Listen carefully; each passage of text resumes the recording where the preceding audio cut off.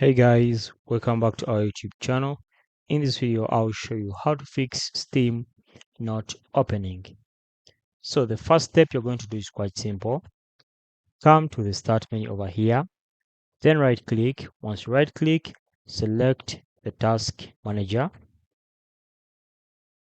Once you click on the task manager, you then wait for the task manager to finish loading up. So once the task manager has finished loading up, come here to the search bar over here in the task manager and search for Steam. Once you search for Steam, go ahead and click on every Steam icon and click End Task. Even this one, End Task. Even this one, End Task. So once you're done doing that, go ahead and close this Task Manager.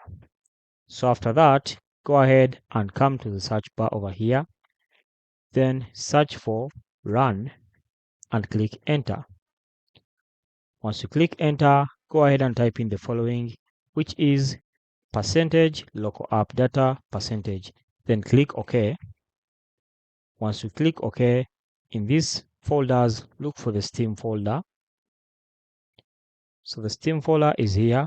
Go ahead and delete it.